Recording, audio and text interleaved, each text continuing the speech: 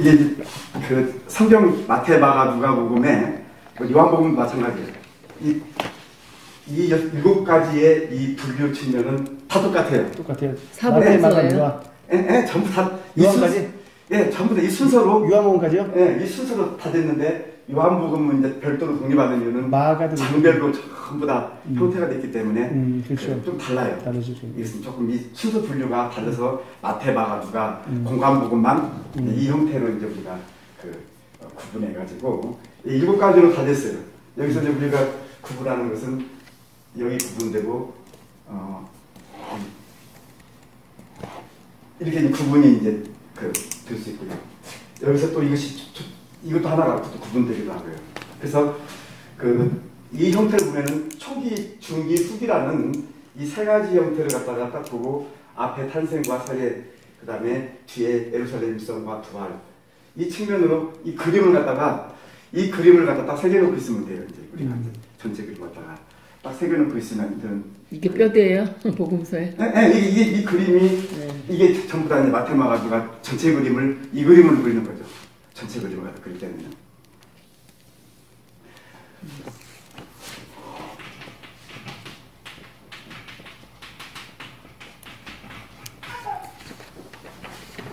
이제 여기서 이제 보면은 이 예수님의 탄생에 대한 이것은 여기는 없어요. 존재하지 않아요. 이 자체가 존재하지 않고 여기서부터 이제 시작이 되는 거라고요. 그 다음에 마태, 누가가 바로 여기에 대한 기록을 예수님의 탄생에 대한 기록을 가지고 있죠. 그래서 1장, 2장, 1장, 2장 해가지고 예수님의 탄생에 대한 이 기록 가지고 있는데 이 전체를 갖다가 봤을 때 여기는 이제 16장, 마태는 28장, 그 다음에 누가는 24장. 이 형태가 됐어요.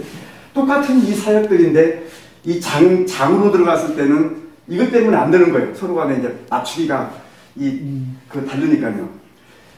이 사역은 똑같은데 왜 마태가 이렇게 되고 누가가 이렇게 되냐 했을 때 이 한 가지는 마태 속에는 이 사역과 이 모든 것 속에다 뭐가 들어가는 거니 예수님의 강론이 들어가요. 비유도 들어가지만 강론이 마태는 줄기로 해서 강론으로 들어가요. 강론이. 어디에? 그렇기 때문에 전체적인. 예, 전체 속에. 그래서 28장까지 늘어나는 이유예요. 이것이 다 있으면서도 여기에 강론이 들어가니까 28장까지 똑같은 것 속에서 들어가는 거고요. 누가복음은 강론도 있지만 많은 게 비유예요. 이 비유가 여기 속에 중간중간 막 들어가는 거예요. 들어가니까 24장까지 늘어나는 거죠. 그래서 이제 이 장수의 부분이 이렇게 좀 달라지는 이유가 이제 여기에 이제 있는 거죠.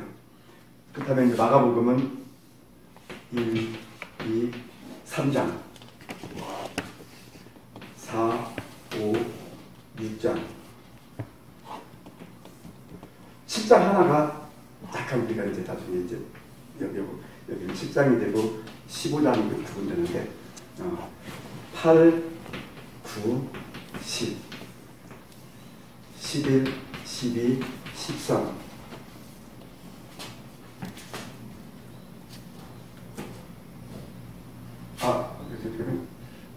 이게 아니고 하나씩 잘못되네.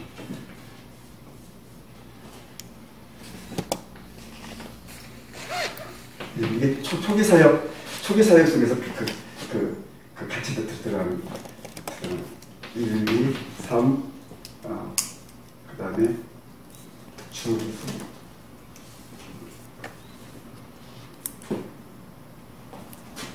준비가 4, 5, 6, 7장 하나 빠지고 8, 9, 10, 11, 12, 13, 14, 15, 16 이렇게 세 장씩 구분 속에서 마가복음은 사역 중심이 되기 때문에 이게 딱 떨어져요. 이 자체가 구분되는 게. 그러니까 우리가 쉽게 구분을 갖다 할 때에 세 장씩으로 해가지고 이 내용들이 이게 들어간다는 거죠. 이제 부분이. 그래서 우리가 이제 알기 쉽게 이것이 이제 되죠. 그렇다면은 우리가 이제 이 감을 갖다가 잡을 때에 일단 7장이라는 하나의 중간에 끼어 있는 거 이걸 갖다 좀 염두에 두고 1, 2, 3, 4, 5, 6 그 다음에 8, 9, 10, 11, 12, 13, 14, 15, 16 여기서 이제 우리가 이 구분을 갖다가 뭘로 이제 하느냐 했을 때에 이 초기 사역은 핵심이 제자들의 부르심이에요. 제자들을 갖다가 부르고 예수님의 초기 사역의 시작은 예수님의 제자들을 먼저 불러서 시작하는 하나의 관점이 바로 초기 사역의 시작의 핵심이 돼요. 여기가. 그럼 중기 사역은 뭐냐? 예수님의 중기 사역은 여기서는 그 다음에 이적 사건이 기적. 예수님의 수많은 기적을 갖다가 행하는 것이 거의 중심을 이뤄나가는데 이 중기 사역에 초점이 맞춰져 있는 게 세례 요한의 시험 들리는 게 나와요. 세례 요한의 시험과 세례 요한의 죽음. 이것이 중기 사역의 요한의 활동이 시험 들리면서 중기되고 예수님의 중점적인 이 모든 것들이 그 사역 속에 나타나는 거예요. 중기 끝에 가서는 세례 요한의 죽음이 나와요. 나오면서 세례 요한의 어떤 것이 약화되고요. 그 다음에 예수님의 이적 사건이 중심을 이루는 것이 중기 사역이고요. 그 다음에 세 번째 이 수기 사역은 원본이 베드로의 고백이에요. 나를 누구라 하느냐. 바로 예수님의 하나님의 아들로서의 바로 그 모습인데 나를 누구라 하느냐. 베드로의 고백. 이것이 바로 수기 사역의 마지막 분열 때 예수님의 그 중심 바로 이론이 이제 여기에 이제 들어가게 돼요. 그다음에 예루살렘 입성은 이제 예수님의 마지막 삶 가운데 속에서 드려지는 장면들인데 짧지만은 이 장으로 봤을 때는 많은 분량을 갖다가 이게 차지하고 있어요. 아주 중요한 하나의 이제 예수님의 사역을 갖다 구분할 때 이 예루살렘 입성은 아주 중요한 위치 구분이 되고요. 나를 누구라 하느냐 베드로의 고백이 또 하나의 예수님의 사역 속에 아주 중요한 부분이 되고 이 중기 사역은 세례 요한이 시험 들리면서 이제 잡혀 들어가고 세례 요한의 시대가 끝나고 예수님의 이적과 기적 속에서 이루어지는 이것을 중기로 바꾼 거고요. 초기는 제자들의 부르심. 이 큰 이것을 바로 예수님의 사역을 갖다가 이거로 나누게 되고 그 다음에 여기 십자가와 부활적인 것을 시작한 부분이 최후의 만찬이요. 최후의 만찬부터 이루어지는 바로 그 사건부터 해서 예수님의 마지막 십자가 부활까지 마지막에 이제 단계 구분이 이 구분이 이제 됐을 때 이것을 아주 정확하게 이게 이제 이 사역 중심으로 나와 있는 건 마가복음이기 때문에 바로 이 구분을 갖다가 먼저 우리가 틀을 갖다가 이제 마가복음 중심으로 틀을 짜는 것이 필요하고요. 이 마가는 여기에 강론과 이 비유가 들어가가지고 여기에 이제 들어가기 때문에 이제 중간 들어가는데 문제는 뭔고니 이 마태와 마가의 이 기록 속에서 이처럼 정확하게 구분됐던 이 내용이 앞뒤가 초기 사역이 중기 쪽으로 가 있고요. 중기 사역이 초기 쪽에서 들어가 있고 이 누가복음 속에서 약간 이런 것들이 장 구분 가운데 속에서 들어가게 돼요. 이걸로 들어가게 장으로 맞추게 되면은 이 자체가 안 돼요. 아무리만 연구해도 왜냐면은 이 순서가 자체가 기록 자체가 달라지기 때문에 헷갈리게 돼요. 그래서 우리는 할 수 없이 장 자체는 나중에 이것은 의미성은 부여하지 않고 장은 의미성은 부여하지 않고 우리 예수님의 사역 중심으로 나눠지면은 사실 큰 무리 없이 마태 누가도요 다 나올 수 있는 측면이 돼요. 자, 여기서 이제 십자가와 부활 최후의 만찬 쉽게 들어가면은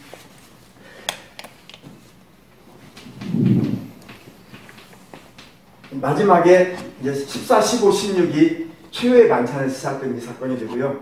그 다음에 마태복음은 26장부터 들어가 26, 27, 28 세 장이니까요. 이 구분이 세 장이 되기 때문에 바로 이것은 똑같아. 이 내용이 아주 거의 똑같이 이 자체가 돼 있어서 우리가 이제 28장 자체를 갖다가 기억하면서 세 장 끝에 세 장은 마지막에 이 사건이기 때문에 이 기억을 하면 정확하게 다 똑같이 나와요. 그 다음 여기 24장이기 때문에 22, 23, 24 이것이 똑같이 내용이 같이 이제 여기에 들어가도록 되어 있어요. 같이 하니까 큰 어려운 문제가 이제 없는 거죠.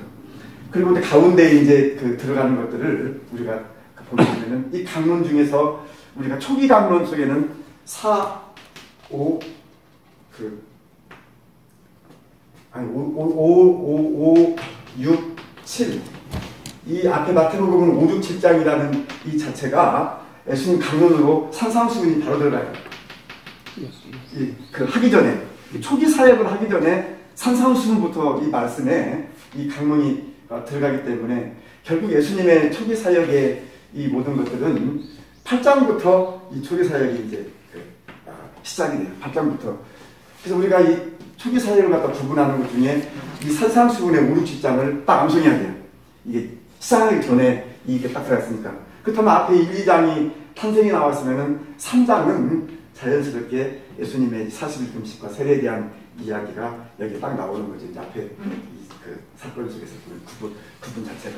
그럼 누가복음은 어떠냐? 누가복음도 마찬가지예요. 여기에 이제 바로 세례와 40일 금식에 대해서는 3장과 4장이 딱 나오는 거죠. 3장과 4장. 3장은 세례, 4장은 그 예수님의 금식과 함께 하는 거. 근데 3, 4장은 누가복음 3, 4장, 마태복음 3, 4장은 다 똑같아요. 야, 이것은 세례, 이것은 바로 예수님의 금식과 함께 있는 사건이 같이 이것은 이 측면들을 같이 영상으로 분별할 수 있어요. 8장과 이 9장에 걸쳐가지고 여기 마태복음에서 이제 예수님의 초기 사역 이것이 이제 기록되어 있고요.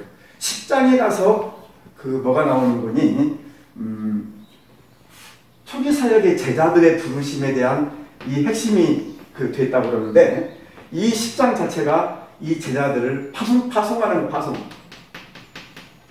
뱀처럼 세고 비유처럼 숨겨다 파송이거든, 파송. 이 제자들에 대한 부르심 속에서 이루어지는 이것이 초기의 그 사역 속에서 이 10장에 가서 아까 강론이라고 그랬죠?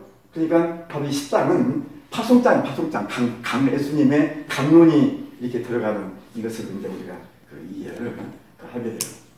그 다음에 중기는 기적사건인데 이 기적은 하나님 나라와 거의 연결됐어요. 예수님의 강론의 이 핵심들이 있어서 11, 12, 13 이 13장이 결국 기적과 함께 이루어지는 예수님의 이제 바로 강론인 하나님 나라에 대한 이 강론이 들어가요. 유명한 게 씨 뿌리는 비유 나오죠. 우리가 예수님이 오심으로 인해서 가장 큰 충격적인 유대인들한테는 가장 큰 충격적인 것이 될 수도 있고 진짜 중요한 우리가 목회 속에서도 진짜 중요한 핵심 하나가 세 가지가 있는데 예수님의 오심으로 말미암아 이름을 하나님을 아버지 했다는 것. 하나님이 아버지가 된다. 이것은 진짜 우리가 예수님을 갖다 믿고 있는 것 중에 진짜 제일 중요한 이것이에요. 그 이름조차 부를 수 없는 하나님 자체가 아버지가 된 거예요. 그동안 주라고 부르고 했는데 근데 예수님은 나의 아버지, 너희의 아버지. 우리 모든 사람들 다 전부 다 하나님의 초점이 아버지의 초점으로 예수님에 의해서 모든 것이 이루어졌다는 거예요. 이것을 통하지 않고는 우리가 예수님을 온전히 이해할 수 없어요. 이걸 갖다가 통해서 핵심이 되는 거예요. 이게. 이 유대인들한테는 굉장히 이 문제 자체가 혼란스러운 것 중에 하나예요. 아버지라는 개념으로 그분을 갖다 부르고 또 우리 모두를 갖다가 아버지, 하나님을 아버지로 했다는 거예요. 두 번째가 하나님 나라예요. 예수님의 오심으로 말미암아 하나님 나라가 세워져요. 이전에는 하나님 나라가 없었느냐? 없어요. 하나님 나라요.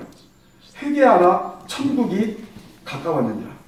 예수님에 의해서 우리가 하나님 나라가 세워지는 거고 이것 때문에 구원이 되는 거예요. 구원이라는 것은 하나님 나라에 우리가 영원한 생명을 얻는 건데 이 자체가 바로 구원이 되는 구원 문제예요. 그렇기 때문에 예수님 존재하지 않는데 우리는 하나님 나라 들어간다. 그럼 예수님 필요가 없는 거죠. 그게요. 그래서 오직 길이 들고 예수님을 통해서만 구원되는 것은 하나님 나라예요. 결국 예수님 떠나는 것도 너희는 마음에 근심하지 마라. 내가 너희를 위해서 처소를 예비하러 가노니. 그러니까 하나님 나라가 예수님의 이 영원한 생명과 연결되고 이것은 구원이 되는데 이것이 예수님의 강론의 핵심이라 여기서도 이 기적과 이 모든 것들은 목적은 구원이에요. 구원. 그냥 기적이 보여주는 것이 목적이 아니고요.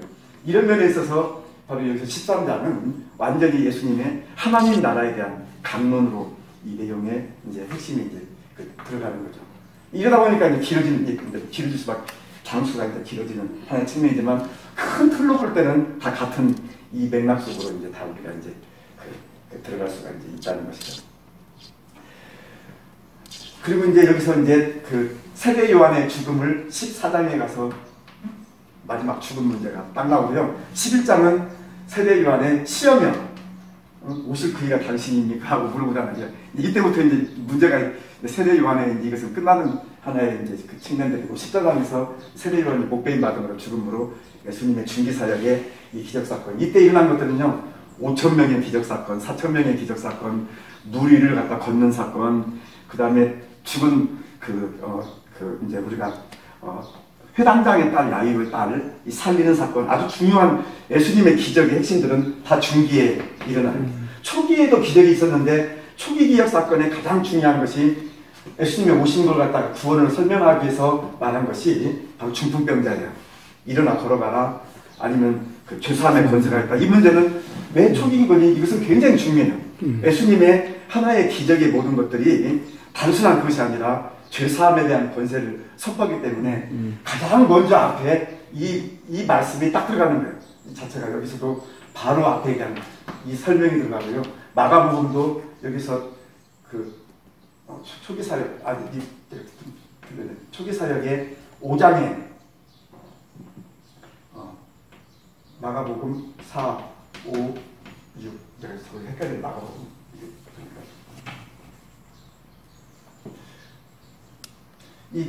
그 마가복음의 이 초기 사역 가운데 속에서 이것이 이제 바로 초기에 바로 이 문제를 갖다가 다루고 중풍병자를 다루고 있어요. 누가복음도 이 중풍병자를 갖다가 똑같이 이 초기에 이제 이 문제를 갖다가 다루고 있고요. 그래서 이 문제가 그 사역 속에서 이루어지는 하나의 이 모습 속에서 구분이 이제 되고, 근데 물 위에 걸어서 오는 그 예수님의 모습에 대해서는 중기 사역인데 바다를 잔잔케 하라. 초기에 막 고기를 잡아러 갔다가 막 풍랑이 일어나고 이것은 초기 사역에 들어가요. 그러니까 두 가지가 다 나와도요. 먼저 초기는 바다를 잔잔케 하는 것은 초기적인 측면에 앞에 나오고 물 위를 걷는 이것은 뒤쪽에 나와 중기 쪽으로 이 사역이 구분되고요. 이 장 자체가 조금 약간 헷갈려도 우리가 큰 이 사건으로 이제 우리가 이제 예수님의 이 모든 것들을 기억하면은 대충 우리가 성경 보면서 이제 확인할 수 있고요. 그다음 후기 사역을 갖다 구분했을 때에 들어가는 것은 16장이 이제 우리가 이제 나오게 되는데 이 누구나 하는 베드로의 이 하나의 이 고백을 말할 때에 베드로가 이 고백을 갖다가 이제 하면서 곧바로 이어지는 후기 사역은 예수님 자신이 하나님의 아들 관점에 있기 때문에 이 하나님의 아들 관점에서는 이 하나님의 아들이라는 고백과 함께 자신의 모습을 그걸로 보여줘요. 그래서 변화산 사건. 이것이 바로 모세나 엘리야가 아닌 하나님의 아들로서의 그걸 간 거기 때문에 이 베드로 고백과 변화산의 사건, 이 사건에 대한 내용들을 후기 사역에 예수님의 마지막 이 모습으로 이제 보여주게 되고, 제자들은 병을 갖다 고칠 수보다는 한계점에 이르러요. 그래서 귀신 들린 아이가 왔는데 못 고쳐요. 제자들은 못 고치게 되고 기도 위에는 안 된다고 하고 무엇인가 제자들은 한계점을 갖다 드러내면서 예수님에 의해서 바로 이것을 갖다가 하는 하나님의 아들로서의 이것을 보여주기 위해서 제자들은 고치지보다는 하나의 한계점들, 앞에서는 분명히 했어요. 70년대 파송할 때는 됐는데 여기서는 그 한계점들을 딱 보여줘요. 그러면서 이제 후기 사역의 이 모습들을 갖다가 이제 표현하고 있는 것이 바로 이제 모습이 돼요. 모습이 되고, 그 다음에 예루살렘의 입성은 어디서부터 들어가는 거니?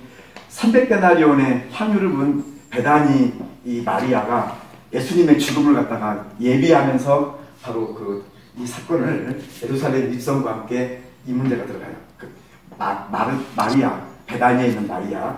그리고 여기서 예수님이 이제 여기서 들어가서 예루살렘 입성에서 이 십자가 마지막 지기까지 짧은 기간인데, 이게 짧은 기간인데 이때에 가서 이 내용들이 많이 이제 분류되는 이유가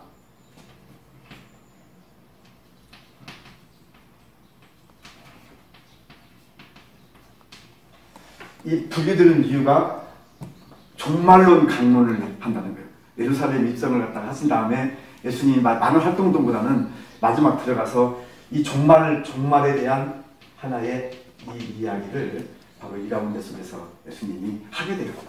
이 예루살렘 입성과 함께. 마지막 최후 만찬 전까지 입성에서는 예수님의 이와 같은 종말이 여기 다 들어가요. 마가복음 13장에 종말 강해가 나오죠. 그 다음에 이제 이 마태복음은 24, 25장이 다 종말 강해가 이제 강론이 들어가게 되고요. 누가복음에서는 이게 입성이 19장, 19, 20, 21, 여기서 마지막 21장이 종말론 이 강해 형태로 해가지고 이것이 이제 이루어지면서 예수님께서 이제 이 마지막 단계 속에서는 이 비율들을 한 비중 속에서 이제 성경으로 분량을 볼 때는 이 비중을 가지고 하나의 분량들을 가지고 있어요. 또 마지막은 다 똑같이 이제 이렇게 이제 이루어지고. 근데 이제 마태와 누가의 이것은 여기처럼 분류가 되면 좋은데 마태와 마가의 이것은 묶어져요. 이상하게 여기서는 이제 초기 사역과 중기 사역의 하나의 구분들, 그 다음에 중기와 후기 사역의 이 구분이 이 비유와 이 강론이 막 이해할 수 없는 형태로 막 이 중간에 들어가가지고 이것을 어떤 장으로 막 구분하는 데는 굉장히 힘들어요. 이게 막 왜냐하면 순서도 바꿔질 뿐만 아니라 어떤 건 막 강론이 길었다가 막 짧았다가 막 장까지도요. 막 장까지도 2개가 막 들어가고 아까처럼 막 산상수훈은 막 3장이 다 막 강론으로 막 다 포함되기 때문에 아마 이제 이런 마태나 마가 속에 있는 나름대로 그 영감들이 들어진 거라 우리가 어떤 이것을 공식화시키기에는 굉장히 힘들어요. 이거 자체를 이치를 볼 때는. 다만 이 큰 틀로서 우리가 이제 하나의 이 세계 공방복음을 이렇게 이제 나눠가지고 우리가 이제 한다면은 예루살렘 입성 시작되는 거 이런 측면 속에서 뒷부분은 조금 쉬워요. 구분하기가 이제 딱딱 떨어지기 때문에. 다만 사역 속에서 일어나는 것들은 이 강론과 비유 속에서 있는 것과 그 다음에 이것이 막 같이 중복되어지는 이 순서 틀림 속에서는 저희가 볼 때는 이건 굉장히 어렵더라고요. 이게 자체는 마음을 읽어봐도 이런 걸 공식화시킨다는 것은 굉장히 어려워서 이렇게 크게 이제 이 틀로서 이제 나눠서 공간복음을 우리가 이제 얘기했는데 이때 이 구분하는 가장 큰 중요한 초점이 바로 첫 번째 하나님은 아버지라 했다는 것과 그 다음에 그분의 핵심은 하나님 나라 구원 바로 이것과 세 번째 하나가 또 있는데 이것은 바로 원본이 바로 복음이에요.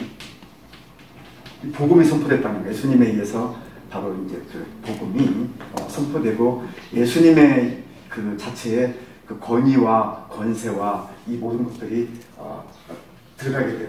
그러니까 에사랍은 이렇게 말했지만 나는 너에게 이르노니 이거 권세거든요. 이거 진짜 권세거든요. 천지는 없어지겠으나 내 말은 없어지지 아니하리라. 권세거든요. 하나예요. 그러니까 유대인들한테 있어서는 충격이 이 자체가 막 아까 죄사함 받는 이 자체 그것도 충격이지만 이런 하나의 복음이 예수님에 의해서 선포되는 이 복음이 바로 이제 예수님을 갖다가 이제 십자가에 못 박게 하는 데까지 나가지만 예수님이 오셔서 바로 명확하고도 구약과 신약이 차별되어진 거예요. 완전히 차별되어진 예수님에 의한 하나의 이 명확한 관점을 크게 볼 때에 아버지로 예수님을 호칭하고 있는 바로 이 단순한 거지만 이것과 그런 하나님 나라와 복음, 예수님 말씀의 이 권세 선포되는 것. 하늘과 땅에 있는 모든 권세를 내게 주셨으니 이건 예수님만이 가지고 있는 엄청난 하나의 이제 그 권위를 나타내는 거죠. 그러니까 우리가 예수님의 이름을 선포할 때, 예수님의 이름을 찬양할 때, 예수님의 이름을 증거할 때, 예수님의 이름으로 기도할 때 다 권세거든요. 능력과 권세가 나타나서 무슨 에소시스트 뭐 십자가 들고 그거 보면 무서워요. 그거 아니거든요. 그리고 뭐 십자가 들고 나가는 막 엑소시스트 그런 개념이 아니고 우리 안에 있는 예수 그리스도의 그 권세인데 내 안에 예수 그리스도의 권세가 있을 때 나만 알고 있는 예수 그리스도의 권세는 의미가 없어요. 내가 알고 있는 예수 그리스도는 그대로 멈춰버려요. 내 안에서요. 근데 능력이 나타날 때는 선포될 때예요.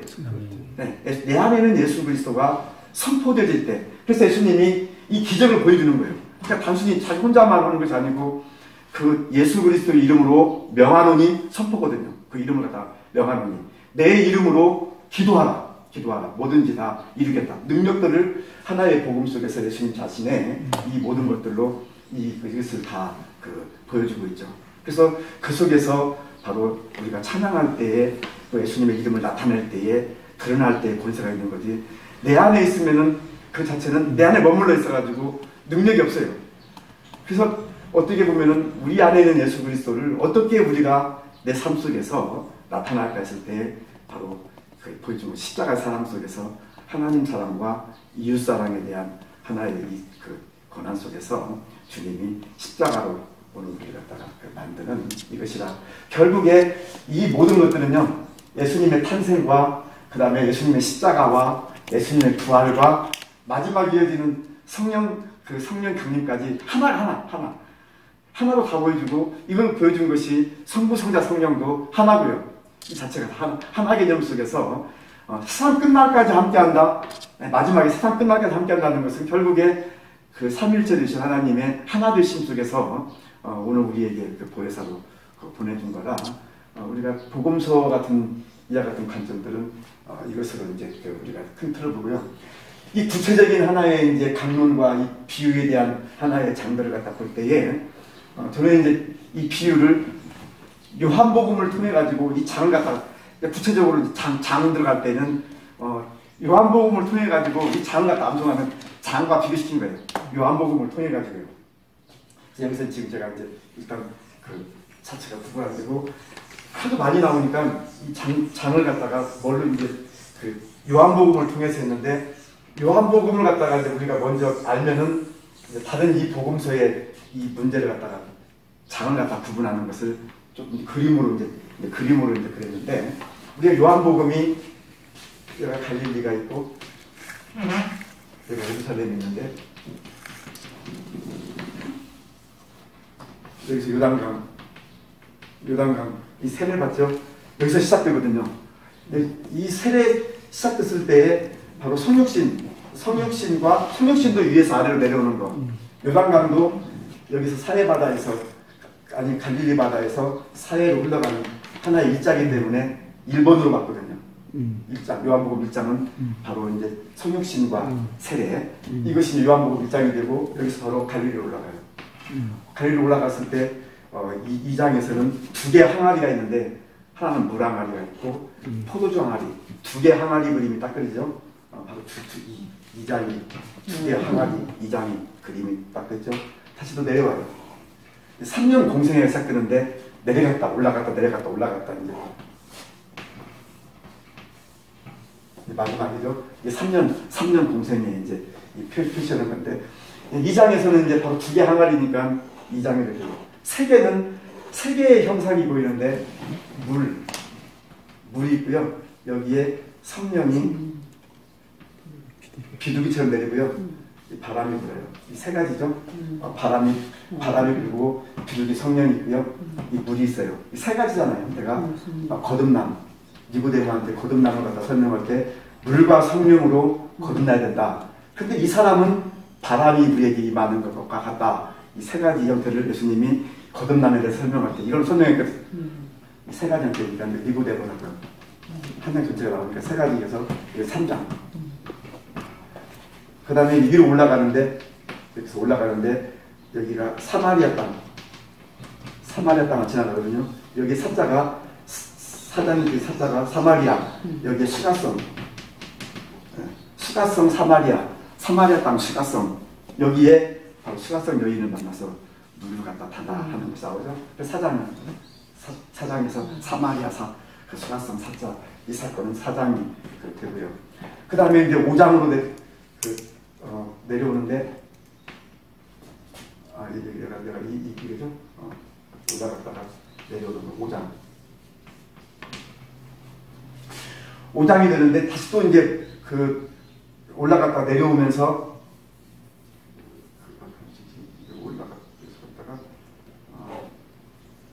여기서 이게 내려왔고 이게 올라갔다가 다시 내릴 때, 이 5장에는 5개의 행각이 있었는데, 여기에 5개의 행각 속에 수많은 환자들이 딱 있어요. 수많은 환자가 5개의 행각 속에 있는데, 그 중에 한 명이요. 38년 된 한 사람을 갖다가 만나는 장면이에요. 그 수많은 사람 중에서 이제 한 사람을. 근데 이들이 다 모여있는 곳은 5개의 행각 속에 들어가 있었고요. 여기서 한 사람을 만나요. 이것이 바로 베데스다 연못이라는 곳에서 만나는 이 38년 된 병자를 만나는 장면이 5장이 돼요. 5장. 다섯 번째, 바로 수많은 사람 중에 한 사람. 근데 그 사람들이 5개 행각 속에 다 들어가 있었다. 전부 다. 그러나 예수님은 다 만나지 않고 이 38년 된 병자를 만나서 베데스다 연못이라는 곳에서 고치는 사건을 5번째예요. 그리고 이제 6번째가 위로 올라가는데 여기는 6개 떡이요.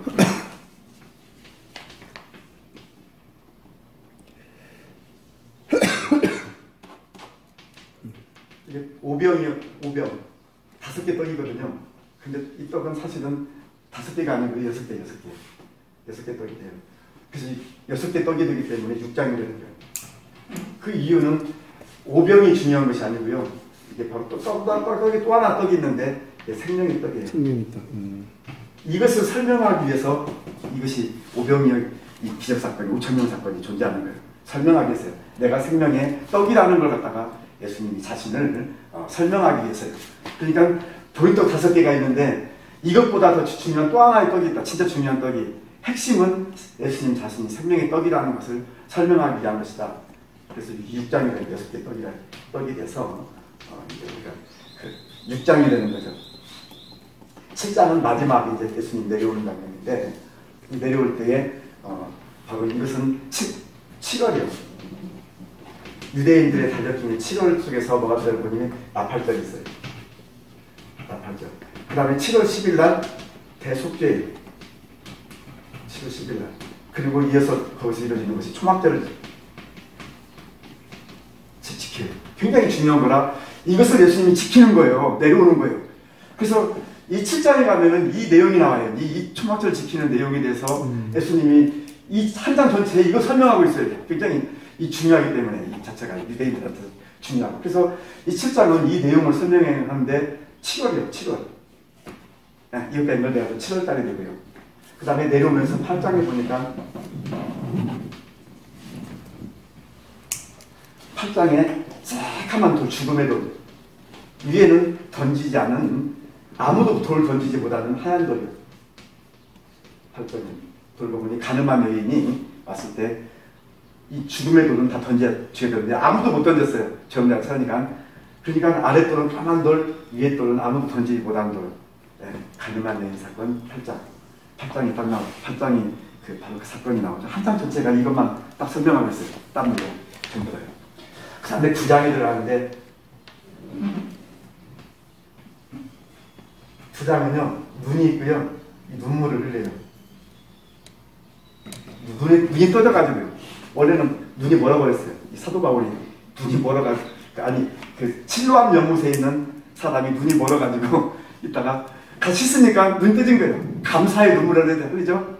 여기서 예수님이 유명한 그 실로암 연못 사건을 갖다 다루면서 바로 이제 그 고치는 사건이고 자신의 빚에 대한 이야기를 바로 이제 우리한테 여기서 9장에 가서 해주는 거예요. 9장. 바로 실버 연못 사건.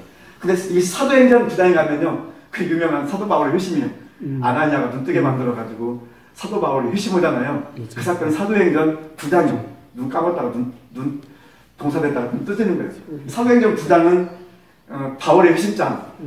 요한복음 9장은 실로암 연못에서 눈 뜬 사건. 눈물 흘리는 장면이 9장으로 나타나죠. 10장은 계속 이제 마지막에 이어지는 것들인데 우리 예수님께서 서 계시고요.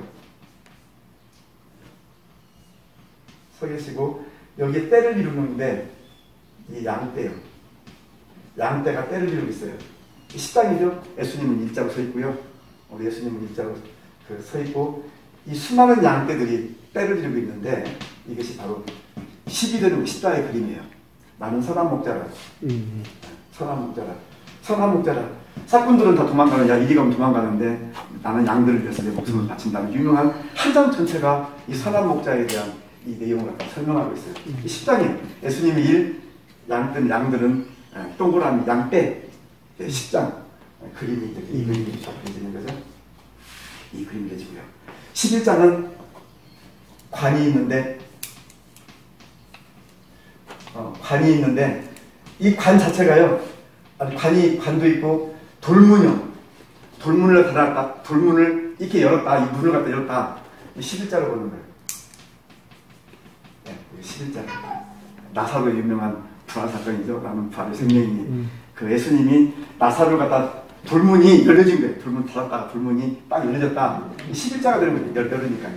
이것이 유명한 나사로의 그 부활장이 11장이에요. 이것이 연속적으로 마지막 예수님께서 예루살렘 이성전까지 연속으로 사건이 쭉 이루어지게 막 기록이 지금 막 요한복음 나와가지고 다른 것도 구분이 안 돼요. 이게 별 독립적이에요. 12장은 바로 이제 마지막 베다니 마리아 우리 예수님이 계시고요. 계시는데 웬 여인이 여기에 이제 엎드려가지고 머리뼈로 예수님 발을 씻는 거예요. 이 여인이요. 머리뼈로 씻기고 있죠. 이것을 12로 본 거예요. 예수님이 이 일이 되고요. 이 여인은 300데나리온 향유를 깨뜨려가지고 발을 씻기는 장면이 이게 엎드리지 않으면 안 돼요. 딱 무릎을 꿇지 않으면 돼요. 그래서 이 모양이 이자가 되는 거예요. 이 그림을 그리면은. 그래서 유명한 300데나리 향유를 본 마리아 사건은 12장이 이제 마지막 예루살렘 입성 전에 이 사건이 이제 곧바로 이어지고요. 그 다음에 13장은 우리 예수님께서 최후의 만찬인데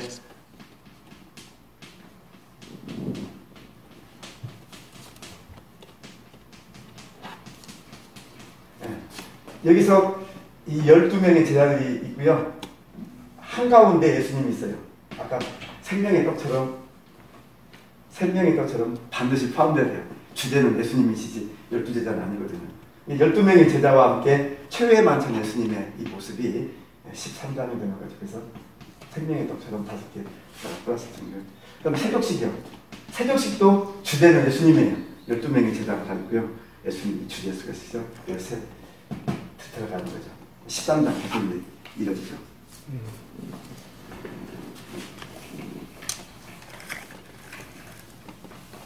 그 다음에 이제 14장, 이제 아까 제가 강론 얘기했죠. 마지막 예수님. 14, 15, 16. 이 세 장에 걸쳐서 이 요한복음의 강론.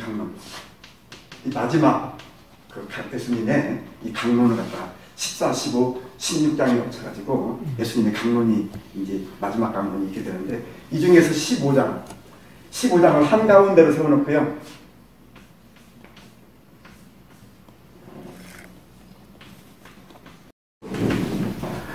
포도는 반드시 기둥을 세워야 돼요. 반드시 기둥 세우고요. 위에다가 줄을 달아야 돼요. 그리고 여기에 이제 밑에 열매가 맺는데 15자처럼 만든 건데요. 나는 포도나무를 너희 가지라. 나는 떠나서는 살 수 없다는 유명한 포도나무 비유장이 15장 강론의 핵심이에요. 이 그림이 바로 이 그림을 포도나무 그림을 갖다 이렇게 이제 그리게 되면 15장이 딱 우리가 들게 되고요. 14, 15 연속되어지는 이 장면은 예수님의 떠남과 보혜사 오심 핵심이죠. 오심. 여기는 16장은 보혜사의 오심으로 말미암아 세상을 책망하는 거예요.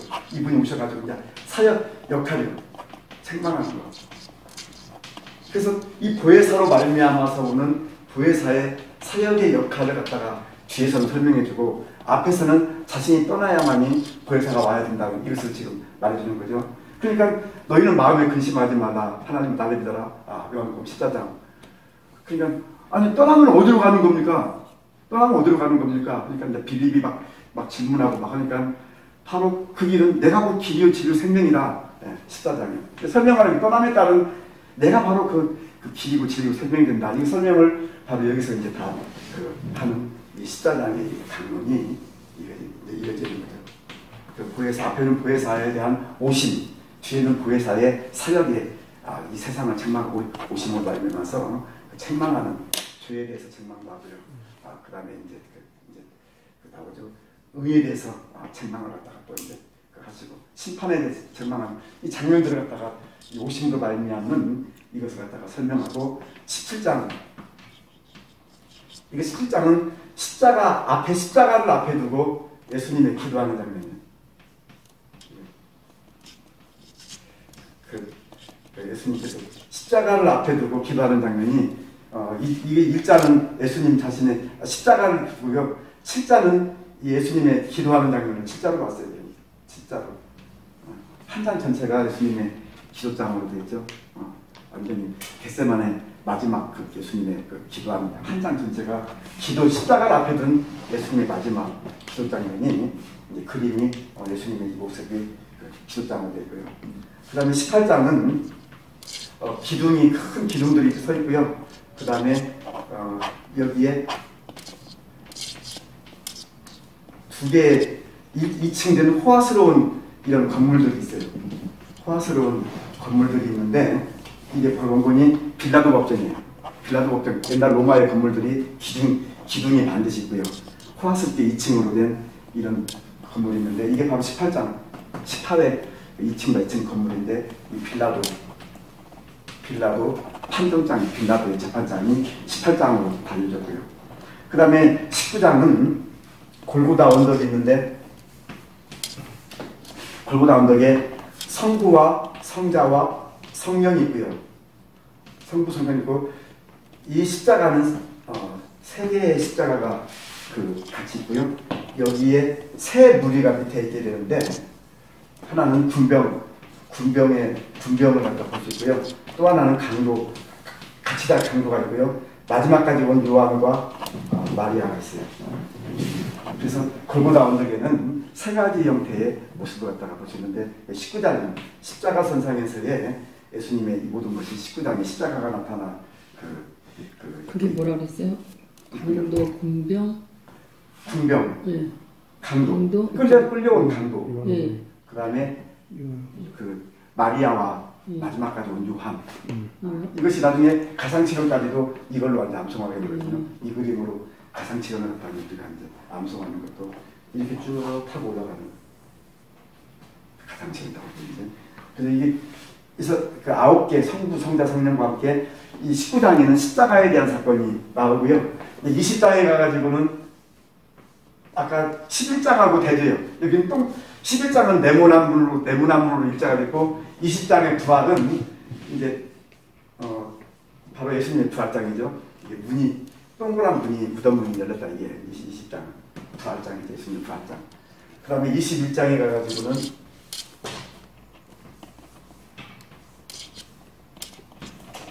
이게 배로 봤어요. 배로 21 배로 돛대 요한이 아들 시몬한테가 나 사랑하느냐 마지막 부활하신 예수님이 나타나셔가지고 고기 잡는 베드로한테 나타나서 하는 만나는 장면을 21장에 이제 하나의 이런 그림. 근데 이제 이 그림이 전체 21장에 걸친 요한복음의 하나의 3년 공생애 속에서 이루어지는 전체 흐름의 이것을 이 그림 형태가 됐을 때는 바로바로 떠올라요. 그림으로 장들이 지금 하나의 형상화 만들었기 때문에 떠오르는데 이 형상으로 해서 누가복음에 아까 제가 장 두 분이 잘 안 된다고 그랬는데 이 장은 어쩔 수 없이 이 요한복음 이것을 암송함으로 이것까지 연결시켜 버렸습니다. 이제 제가 그냥 이물을 이제 좀 약간 만든 것들인데 이물 만든 것들이 뭔거니 만약에 여기서 이제 만약 선한 목자 아까 선한 목자가 나오죠. 예수님은 선한 목자라 할 때는 10장 딱 나오잖아요. 이제 우리가 예수님 목자 이 선한 목자 양들이 있으니까 선한 목자 요한복음 10장은 선한 목자장이다 딱 기억되는데 이것을 어떻게 있는 거니 선한 목자가 있고 선한 목자가 선한 사마리아 사람을 우리가 이제 만약에 선한 사마리아 사람 비유가 나오잖아요. 이것을 누가 보고 15장이 되는 거예요. 비유장이 쭉 나오는데 이제 이걸 갖다 연결한다면은 선한 목자 선한 사마리아 사람한테 15장으로 연결시키는 거예요. 이 자체가 이제 이것을 이제 앞에서부터 이제 또 내용을 그래서 요한복음을 암송함으로 이제 참 어려운 이제 누가복음에 나와 있는 이 비유장들이 거의 9장부터 해가지고 21장까지 다 나오거든요. 그러니까 이걸 갖다가 이제 비유장을 갖다가 설명하기 위해서 이 요한복음을 내가 알고 있기 때문에 알고 있는 요한복음을 가지고 누가복음에 나와 있는 모든 비유들을 여기 다 집어넣은 거예요. 이제 연결해가지고요. 조금 약간 이제 두 분들이 그래서 좀 암기가 안 되는 것들을 이걸로 이제 표현을 갖다가 했는데 조금 제가 지금 내용을 막 단축해서 막 하니까 지금 조금 약간 어려운 건데 사실 굉장히 지금 단순화시킨 측면들이거든요. 그리고 9, 10, 11 이게 누가복음 이게 요한복음 9, 10, 11, 12, 13, 14, 15, 16, 17, 18, 19, 20, 21 여기까지 들어간 부분이 누가복음 이제 9장부터 여기서 보면은 우리가 이제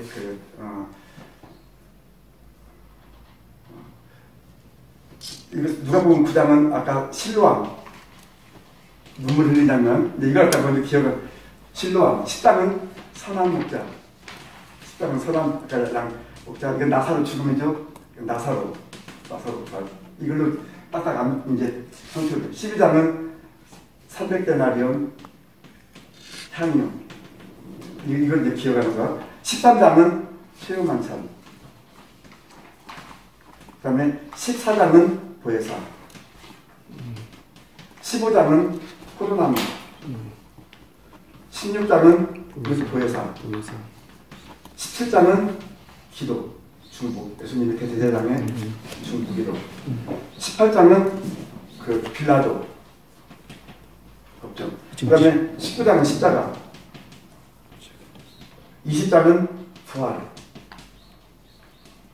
그 다음에 21장은 요한의 아들 시므나 부활하신 예수님 이게 딱 기억되잖아요. 이제 이것을 그림으로 이것이 먼저 그림으로 그려져야 되는데 그림으로 이제 이 자체가 이제 그림으로 그려져야 나중에 이 문제를 갖다가 이 복잡한 이 기술자를 갖다가 이제 보여지네요. 보여져. 네, 이것이 이제 그림을 보여주는 왜냐면은 이 문제가 이제 보여져야 나중에 그 빠져 이런 것들이 사역 측면들이 이게 이제 그 복잡한 이게 막 그 혼돈이 안 돼요 나중에 막 이렇게 자체가 갖다가 어쩔 수 없이 참 이 해보면요. 예. 요한복음이 제일 힘들거든요, 사실. 예. 요새 제일 쉽네. 이렇게 그림으로 보니까. 아 이게 제가 요거 해보면요, 강의 해보면은 요한복음 올라갔다 내렸다 가지고 제일 힘든 거예요. 네, 올랐다 내렸다 그죠. 요한복음 올랐다 내렸다 지역적으로 거기 더블로 나가거든요. 예. 아, 목사님 너무 잘하시네. 이걸 갖다가 더블로만이 아니라 이 그림으로 12를 갖다가 이렇게 하고 13, 이것도 11도 이렇게 해놓으니까는 17 중보 이렇게 누워서 이렇게 기도하는 거 아주 그 28거리면 2층집 너무 잘 돼요. 그래서 이제 이런 하나의 이제 그 그림들을 갖다가 이제 요한복음 너무 잘 돼요. 그 했을 때 이제 누가복음하고 연결시켰을 때 누가복음 9장, 10장, 11, 12, 13, 14 같은 이제 15, 16, 17, 18, 19, 20, 21장까지 이렇게 나오거든요. 이제 같이 이제 다시 나가요? 다시 안 나가죠? 이게 이제 비유를 갖다가 여기는 비유, 누가복음 비유 했을 때 이것을 여기 나와 있는 이 상징 속에서 바로 이 비유를 갖다가 떠오르게 만드는 거예요. 이 장 자체가 떠오르게 만드는데 이것은 임으로 만들었기 때문에 좀 약간 이게 안 돼. 이 자체가. 다만 제가 만든 것은 만약에 선한 목자다.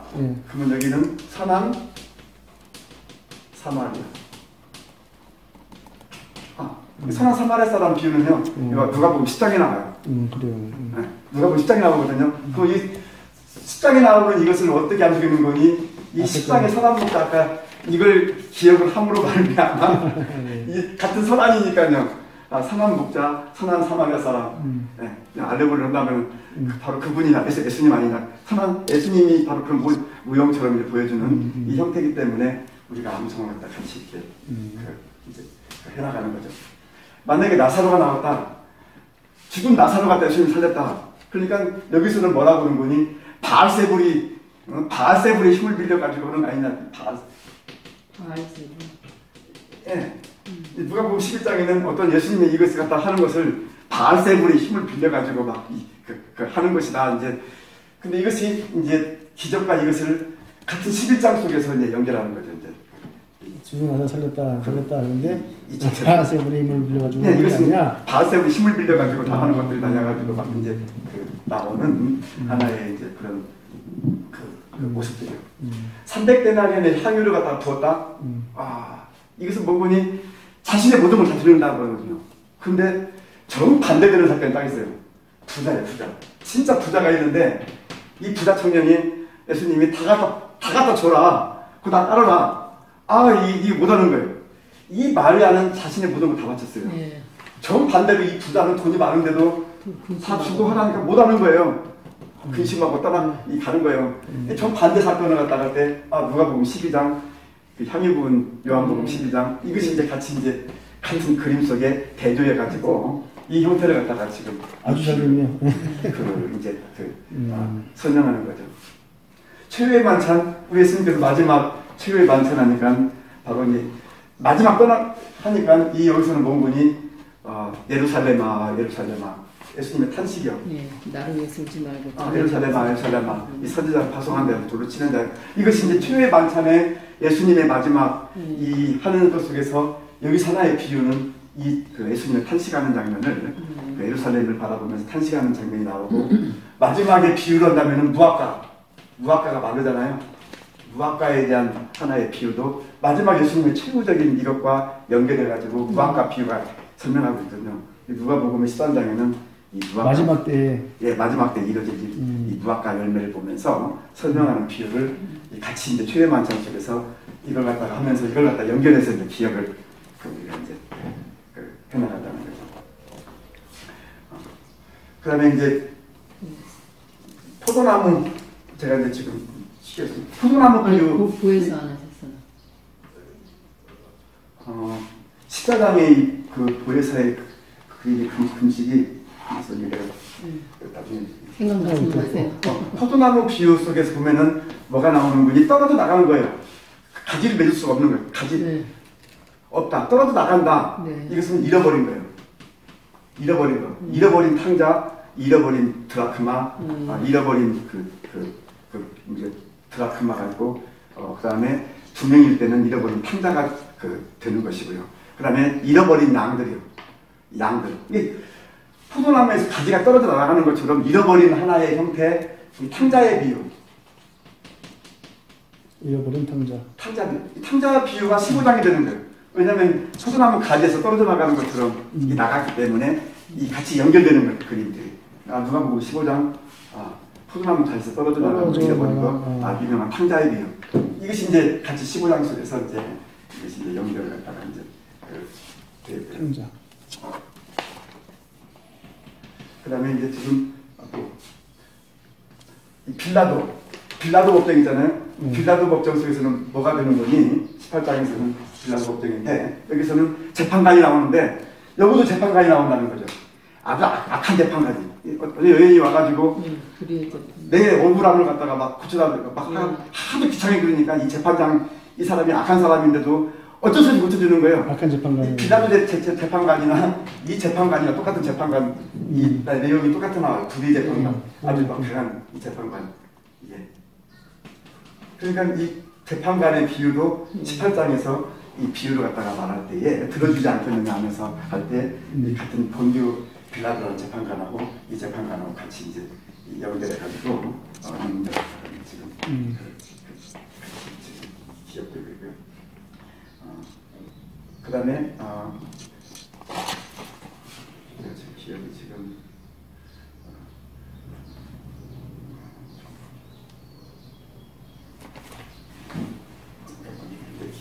기억이 뭐들의 성경이요? 지금 몇장 몇 개 찾아드릴까요? 네? 몇 저 장? 앞에 있어요. 저 앞에. 오른쪽 앞에. 저기 앞에. 19장도 19장. 지금 14장 한번 볼게요. 14장. 그러니까 누가복음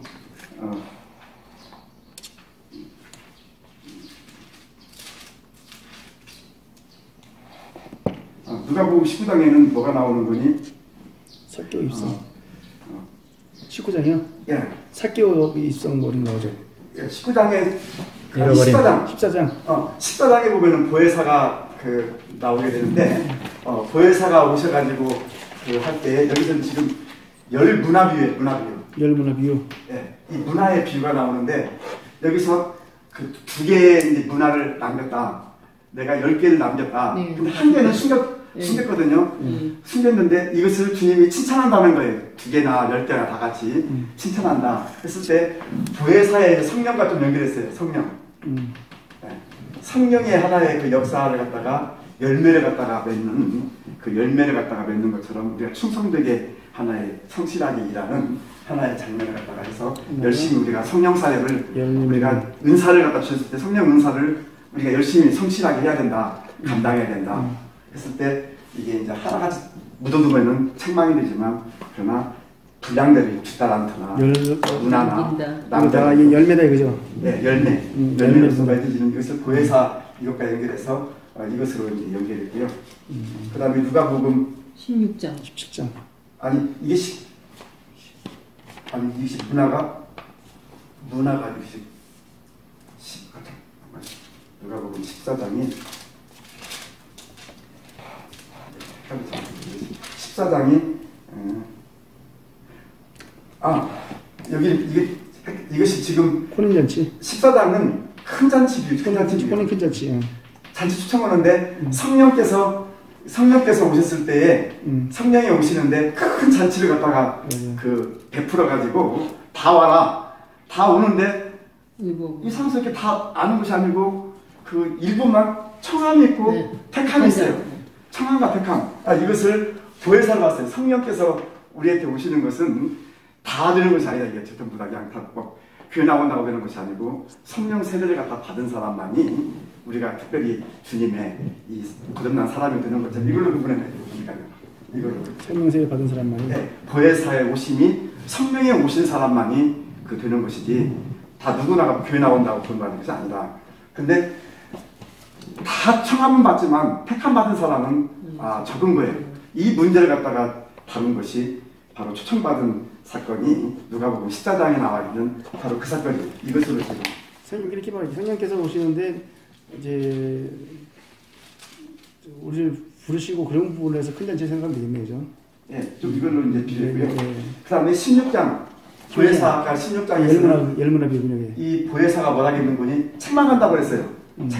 책망한다고 그랬는데 여기도 책망받을 사람이 누군 분이 옳지 않은 청지기가 있었는데 지 마음대로 다 하는 거예요. 막 얘기가 온 사람들 갖다가 그 빚을 갖다 막 탕감해주고 이 불의의 청지기예요. 불의의 청지기. 네, 여기는 불의의 청지기예요.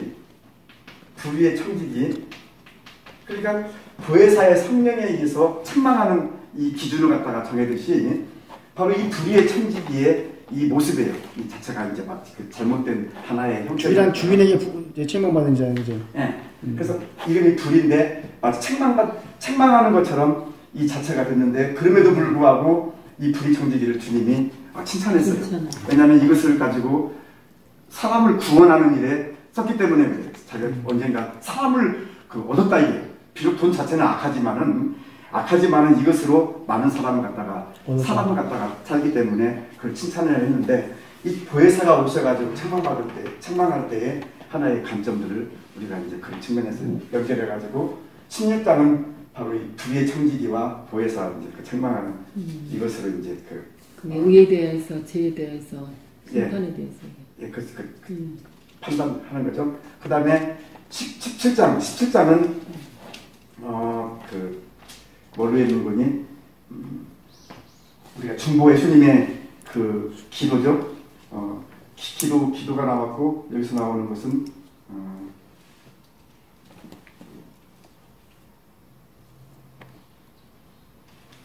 17장은 이 예수님의 이제 마지막 그 기도 속에서 장차 이루어질 그 하나님의 나라, 하나님 나라에 대한 이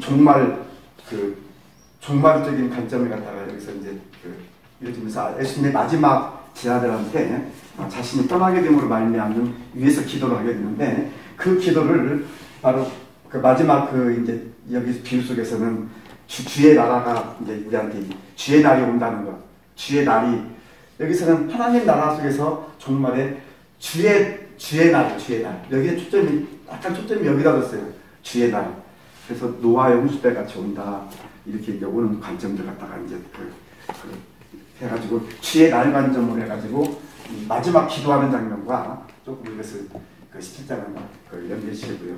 빌라도에는 이 불의 재판관 18장은 그러시겠고 그다음에 19장 십자가에 대해서는 뭐가 연결되는 거니? 19장은 나무에 달린 예수님의 십자가 이 사건인데 한 사람의 사건을 사개오로 봤고요. 나무에 달린 사개오. 나무 위로 올라간 뽕나무 위로 올라간 삭개오 사건도 이 19장 속에서 이제 예수님의 십자가처럼 그 십자가에 올라가 있는 삭개오를 내려오라고 이제 말씀한 이 그 나무에 달린 이것을 조금 같이 비유했고요. 그 다음에 이제 예수님께서 그 하시는 것 중에서 여기도 이제 예수님이 성을 보시면서 이 마지막 십자가 이 속에서 우시는 장면 예수님께서 그 우시는데 아까는 그 예루살렘 했는데 여기서 예수님께서는 어떤 걸로 나오는 거니 예루살렘 바라보면서 네가 평화에 관한 일을 알았으면 참 좋을 뻔했는데 네 눈에는 가려졌다. 그래서 마지막 그 십자가 속에서 예루살렘 자신을 십자가에 못 박는 그 도시요. 평화의 도시인데 예루살렘이 평화의 도시인데 평화의 왕을 십자가에 못 박는 거예요. 십자가에 평화의 왕으로 오신 예수님을 평화의 도시인 예루살렘이 십자가에 못 박는 거예요. 이게 그래서 네가 평화의 왕을 알았으면 좋겠는데 네 눈에 가려웠다. 이와 같은 말씀을 바로 이 십자가 사건 속에서 이 그 19장에서 이제 예수님이 하고요. 마지막 예수님의 이 부활장 장면에서는 어떤 비유가 나오는 거니 이 농부들이 악한 농부들이 막 다 죽여버려요. 막 오는 그 아들들을 죽여가지고 나중에 이제 그 주인이 이제 와서가지고 이제 책망하는 건데 이게 바로 부활이에요. 예수님 십자가에 못 박았는데 끝나는 것이 아니라 이제 주인이 오는 거예요. 진짜 주인이 예수님이 이제 부활해서 온다는 거죠. 오하는 것처럼 이 20장에 가가지고 누가복음 20장에는 바로 그거예요. 막 다 죽여버리죠. 근데 진짜 그 주인이 오는 것처럼 예수님께서 부활하셔서 끝나는 것이 아니고 오신다. 바로 여기서 이 악한 농부들이요. 포도원의 악한 농부들의 이 비유가 바로 20장의 그 비유 속에서 같이 이제 연결을 갖다가 시켰고요. 21장은 마지막 예수님께서 이제 요한 아들 시모나하고 이제 그 말을 갖다 하는데 이때는 종말 강론, 원래 종말에 대한 예수님의 강론인데 마지막 강론이 이제 이루어지는데 이 17장의 그 기도 속에서 이루어지는 예수님은 예수님의 날에 대한 주의 날이 여기 초점이고 여기는 마태복음 24장에 나와 있는 종말과 같은 이 설명이 그 여기서 이제 나와서 누가복음에 나와 있는 이 비유장과 이제 우리 요한복음 약간 이 문제는 이제 개인적인 하나의 이제 이건 먼저 제가 이제 쉽게 이제 기억하도록 하기 위해서 약간 억지적인 측면도 조금 이제 들어가지만 쉽게 기억하기 위해서 이런 형태로 이제 만들어서 너무 좋습니다. 실로암은 어떻게 봤죠, 선생님? 실로암 누가복음 실로암? 실로암은 약간 눈물을 흘리는 장면 장면이겠죠? 여기는 눈물을 흘리는 눈 뜨고 흘리는 장면인데 누가복음에는 누가복음 실로암 넷못에서는 뭐가 나오는 거니?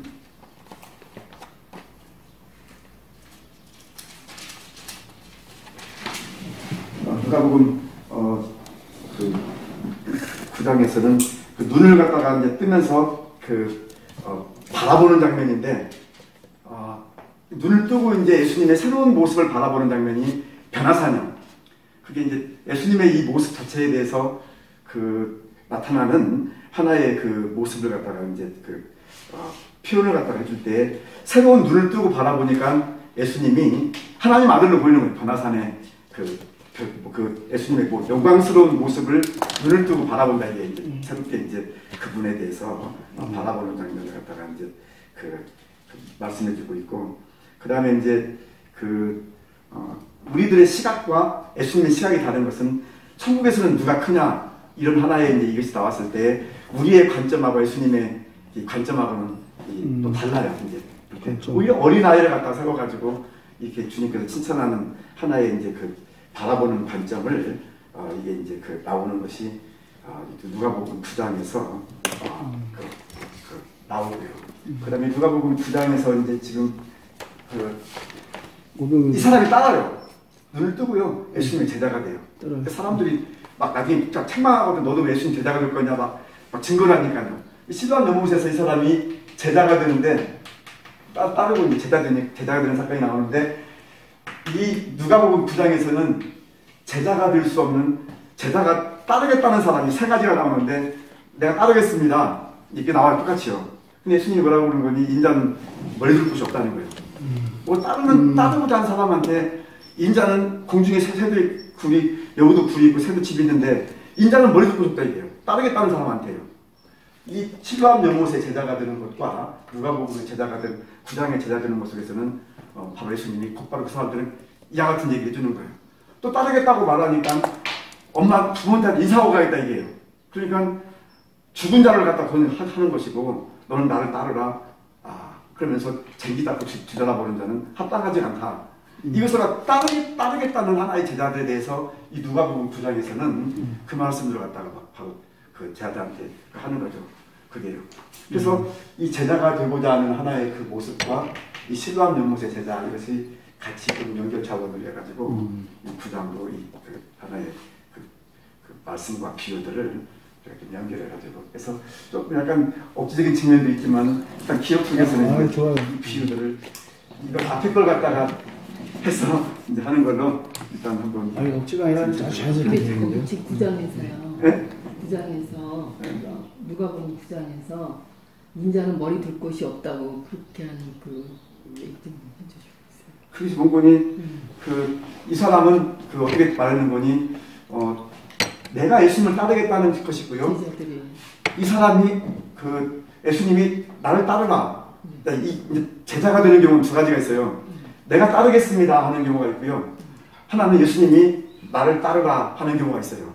예수님이 먼저 부르시는 경우가 있고 내 스스로가 하는 경우가 있고요. 여기서 이제 인자적으로 머리 둘 곳이 없다는 것은 어떤 사람인 거니? 내가 따르겠다는 사람이에요. 예수님이 나 따르라는 것이 아니고요. 내 스스로가 먼저 나선 거예요. 먼저 나서가지고 내가 따르겠습니다. 이처럼 말하니까 예수님이 네가 나를 따르겠다고 말하느냐? 인자는 머리 둘 곳이 없는데 인자는 머리 둘 곳조차 없는데 그럼에도 불구하고 넌 지금 뭘 보고 나를 갖다가 지금 따르겠다고 말을 하느냐? 바로 그 뜻이거든요. 누가복음에서 얘기하는 거는 네. 누가복음에서 얘기하는 부장에서요. 그리고 두 번째 사람이 또 따르겠다고 나오는데 이것은 예수님이 말해요. 딱 사람 보고요. 너 나 따르라. 두 번째는 따르라 말하니까 뭐라고 하는 분이 이 사람은 부모님 장사부터 치르고 따르겠다 이게요. 중요한 일이 있다 이게요. 아버님이 아직 안 들어가셔가지고 이 장사를 치르고 그 다음에 따르겠다 말했을 때 예수님이 순서를 말하는 거거든요. 여기서는 죽은 자는 죽은 자로 장사하게 하고 너는 나를 따르라는 이 말씀으로 예수님이 따르라고 명령을 내린 사람이에요. 이 사람은요. 근데 이 사람이 먼저 장사부터 지내고 따르겠다 했을 때 바로 예수님이 산자와 죽은 자 얘기하면서 바로 말씀했고요. 세 번째 사람은 뭔거니? 이 사람은 이 사람도 내가 따르겠다는 거예요. 결국에 우리가 예수님이 제자를 부를 때는 두 사람의 경우는 스스로가 따르겠다는 경우고요. 한 사람은 예수님이 따르라고 명령을 갖다가 한 거고. 근데 세 번째 사람이 내가 따르겠다고 했을 때에 조건을 붙였는데 조건부적인 따름이에요. 장사하고 부모님께 인사하고 그 다음에 이제 따르겠다 했을 때 예수님께서 쟁기 잡고 뒤돌아보는 자는 합당하지 않다 하면서 하나님 합당하지 않는 이 책망을 갖다가 이제 하는 거죠.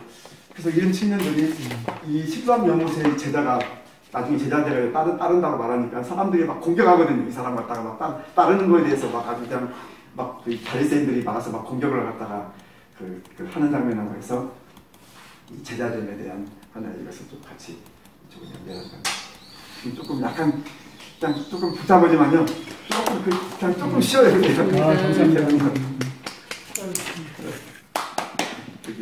그래서 지금 저는 이게 체계적으로 못하고요. 하여튼 그냥 어떤 그림 속에서 이제 어떤 보여지는 형태로 좀 쉽게 많이 들었어요. 네, 알고 있습니다.